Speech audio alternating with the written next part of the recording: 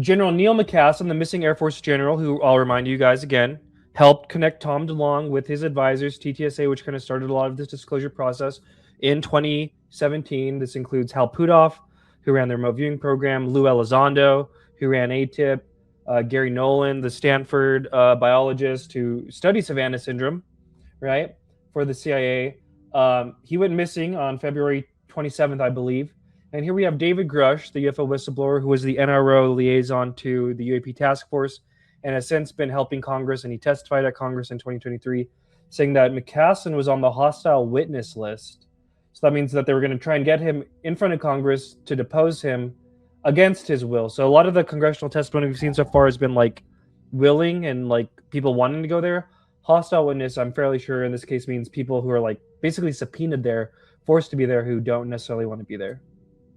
I think as the administration starts releasing things, and I'm speaking on my personal behalf here today, but I would recommend, professionally to Congress, to start using the power of subpoena. They already have the list of some of these hostile folks that ran those programs. Unfortunately, one of those individuals, Major General retired Neil McCasland, is currently missing, that ran those programs. To start using the power of subpoena. They already have the list of some of these hostile folks that ran those programs. Unfortunately, one of those individuals, Major General retired Neil McCasland, is currently missing, which is very. Here he's saying McCaslin, one, ran the UFO program, which you kind of suspected based on all the Tom DeLonge stuff and the fact that he, and I got a video I've been working on about him that's like 2 hours long. I know I have so many like open-ended documentaries, but his whole Air Force career, this guy was working on spy satellites. He was working on the Star Wars Reagan program. He was working with the NRO,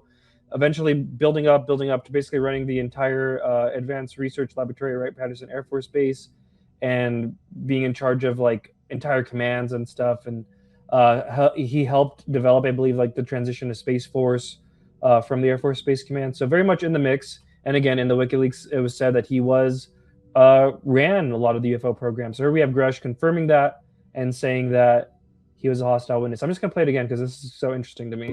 That ran those programs. We already have the list of some of these hostile folks that ran those programs. Unfortunately, one of those individuals, Major General retired Neil McCasland, is currently missing, which is very concerning to me as well. That's a whole other topic we could do a show on. Yeah, that's a whole other topic. But I think the president sees that this will cement in his legacy, but it's also a bipartisan thing. I don't want to make it political where releasing this is going to help the Republicans in the midterms. I think there's a bipartisan consensus that they want this out there. And I would encourage our elected leadership to give the American public that. I mean, I certainly do not encourage irresponsible whistleblowing because I'm trying to set the standard to follow. So yeah, very interesting. I'm reminded of Jason Sands. Our lovely mod Stoned Ape asked this question because I DM'd her, just saying. But it was a team effort. And it's kind of reminding me of this. Like, what are the odds that this dude who's a hostile witness, said to have run the UFO program, went missing? Kind of, maybe this is what's going on. McCaslin, who's gone missing. What are your thoughts on that? What do you think about that? There is a protocol within the legacy program that if you are one of the people they consider a key personnel,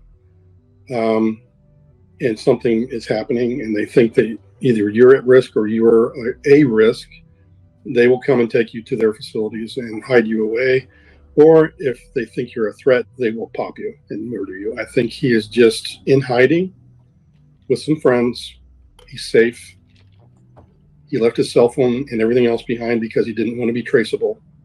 And that's good for him. And I hope he's going to stay hidden until the time when it's safe for him to come back. I hope he's safe as well. That was what I was thinking. So, but I hope he's safe. That's my feeling about it. Is just this was of his own accord, and he's safe with some friends.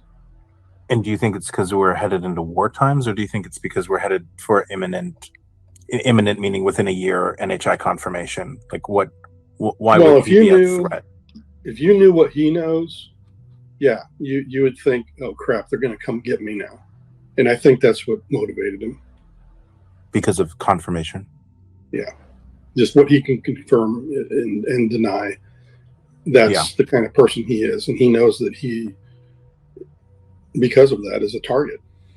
So I don't know. What do you guys think of this dynamic that he was going to be a hostile witness? I think as the administration, now he's missing. Obviously, we hope he's safe.